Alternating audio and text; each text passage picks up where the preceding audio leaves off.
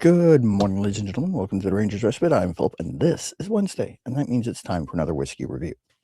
This Wednesday, it is Bare Knuckle Straight Bourbon Whiskey, produced by KO Distilling in Manassas, Virginia. It is bottled at 45% alcohol by volume, and this particular release is 32 months old. Now, before I get into the review, and a little bit of label chat, because that's sort of an interesting topic in general, and every time I look at this label, I'm reminded of a conversation I had with somebody regarding this label and another label that they claimed were too similar. But before I get into that, just real quick, if you want to support this channel in a monetary fashion, because you like these videos and you'd like to see more of them, because almost everything that I review will have been provided by myself out of my own pocket. I'm selling these ballpoint twist pens. They're available on Etsy, and the link in the description down below. They're turned from French oak, which held cognac for 45 years before being used to finish a peated American single malt whiskey in the Pacific Northwest. If you know, you know. Now, let's talk about this bourbon. It is a straight bourbon. It is under 4 years old, so it has an age statement. It is 32 months old, which is just shy of 3 years.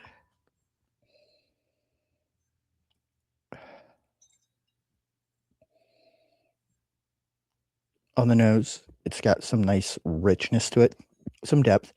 It's not just all like shiny grain character or all oak. It is a nice balance. It's got some like shiny K-Row corn syrup notes, some nice sawdust and cinnamon and nutmeg notes, and a little bit of vegetalness on the nose, a little bit of, dare I say, aniseed, or maybe caraway seed.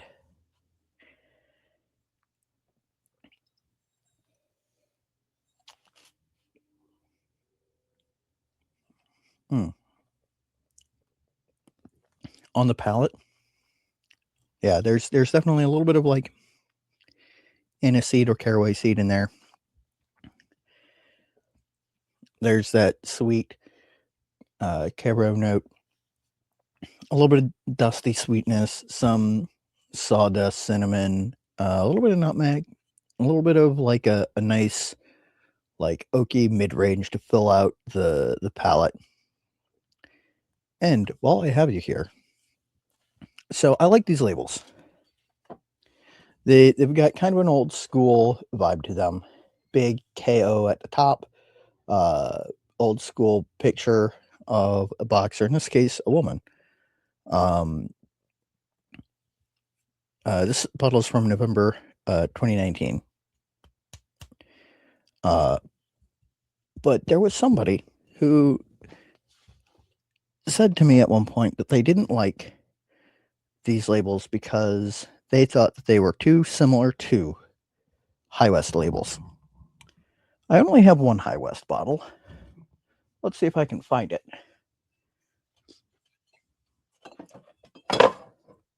And by see if I can find it, I mean extract it from the back of the shelf. Now, I will say there are points for similarity, or I will give them points for there are similarities. The High West label is sort of an aged-looking color. It does have a picture in the center of it, and it follows the same general layout of fanciful name or company name, image, type. But if you want to go by that standard,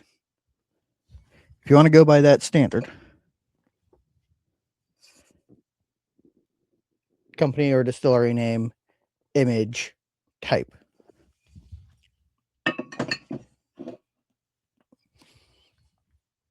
Just saying.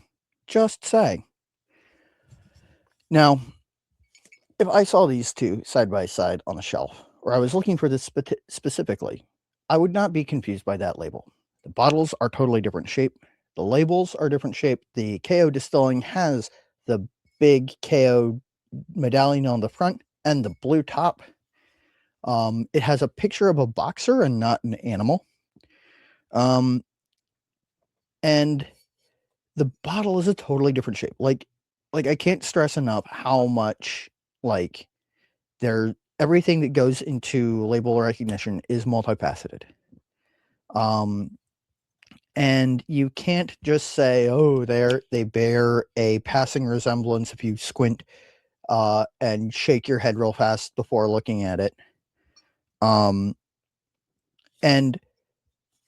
a good example of this is Bullet Distilling went after Redemption over Redemption's bottle design.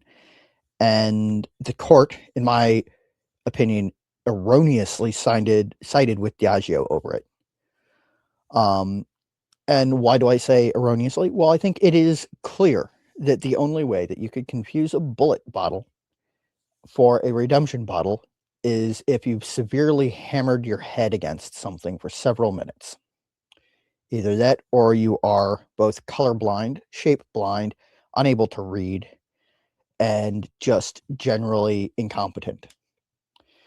They cite in particular the style of bottle being that of an Old West flask type bottle, which, by the way, if you're basing it on historical precedents and widespread usage of that bottle in the past, I think that should immediately negate your claim. But of course, the judge and the courts sided with Diageo. Just another example of the big dogs always winning because they can. I don't believe that there's any contest about this. Just one person who was adamant that the KO Distilling label was too close to the High West label. And every time I see either of these bottles, that's what I think about.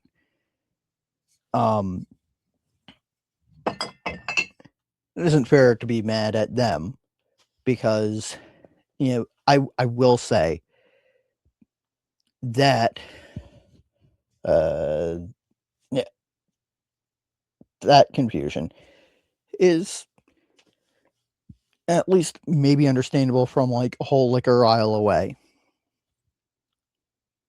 But just sort of an interesting thing because every time I think about that, I think about what makes a label recognizable, what makes labels similar, and like there are so many aspects of what makes a label good, what makes a label bad, and confluence enough of the what makes a label good results in a style of label that is sort of, I don't want to say universal, but very nearly universal.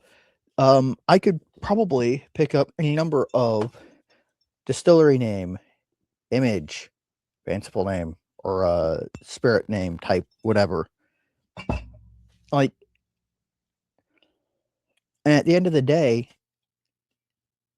the consumer bears some responsibility for knowing what they're buying, for reading labels, because that's one of the things that I think the courts sometimes put too much weight on is the assumption that the customer is not responsible for reading labels or inspecting what they're buying, which, it's a balancing act. Companies need to be held responsible for making sure that what they are putting in bottles and on labels is accurate and not misleading. Customers have a responsibility to do their due diligence. Those need to be weighed.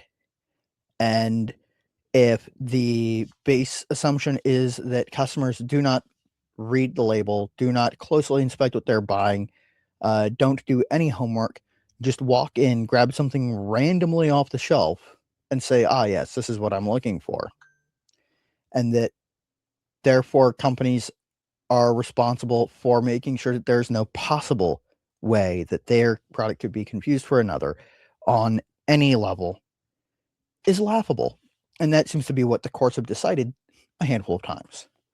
Now that my rant against some people is over, let me tuck into this again. Because sometimes you get something a little bit different when you come back to it. Here's There's a nice, rich, dusty note in there that wasn't as prevalent before it had some time sitting.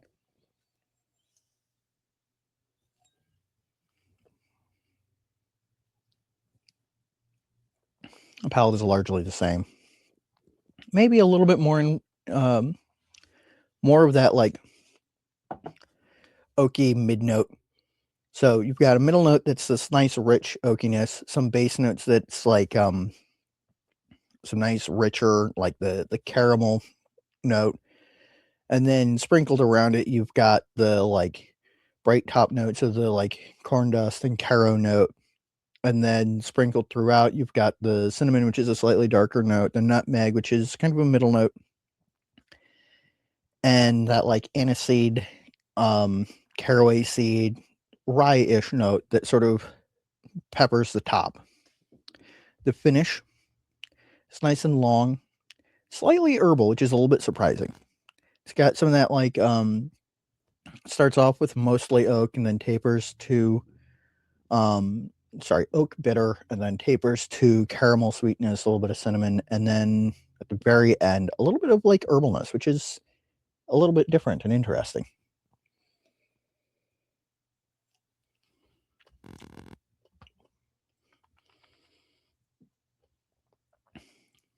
Now, if you've watched my videos, you know that I never go and give numeric scores. I go with 3 questions that I ask and answer. First one being, do I enjoy it? Yes. I think that this is a very solid bourbon.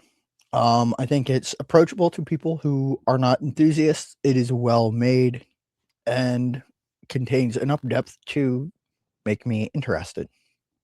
Fun fact, there are like 3 bottles over time that have been my, oh, I need to bring a bottle to a party bottles that I go buy a bottle of and then leave with the host and sometimes get given back because they don't drink whiskey.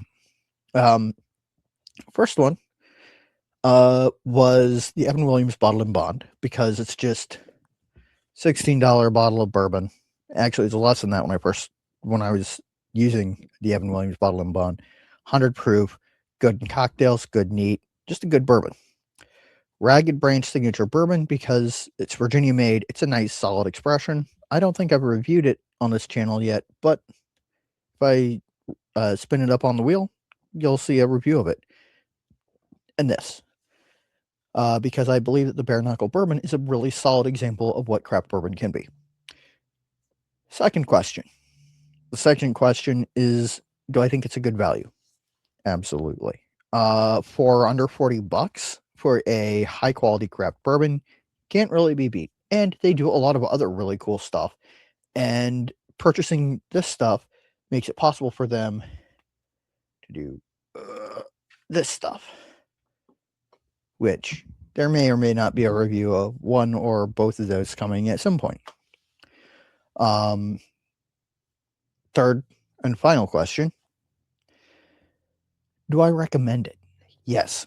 If you're looking for a good example of what bourbon from a craft producer can do, if you are looking for a Virginia producer to support, Bare Knuckle is made by KO Distilling in Manassas, Virginia. They do a very good job. I enjoy this bourbon. I think it's got a little bit of something for everybody, and I will say it makes a killer old fashioned. So, you know, and I know I wouldn't say that I'm biased. With all that out of the way, if you enjoy these reviews, these videos, like, comment, subscribe, share these videos with your friends who are maybe looking for another craft bourbon to try. If you want to support this channel, I have a TeePublic shop where you can buy t-shirts, hats, stickers, etc. with my new channel logo on it. And on Etsy, I'm selling these ballpoint twist pens turned from French oak, which held cognac for 45 years before being used to finish a peated American single malt whiskey in the Pacific Northwest. If you know, you know. I've got some nicer styles of pens coming. They aren't listed yet because I am really not happy with the pictures that I took, and so I need to retake all the pictures. And with all of that out of the way, before I go, and I almost forgot again, And I'd have to redo this whole video if I did. I have to, I've got to, come on.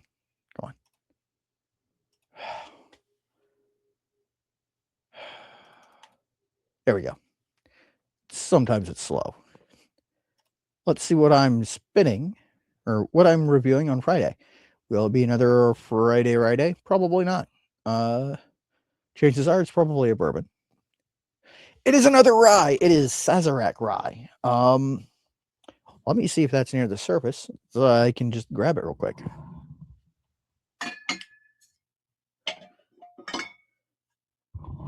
Hey, what do you know? Organization works. It was right behind the Weller 12 year.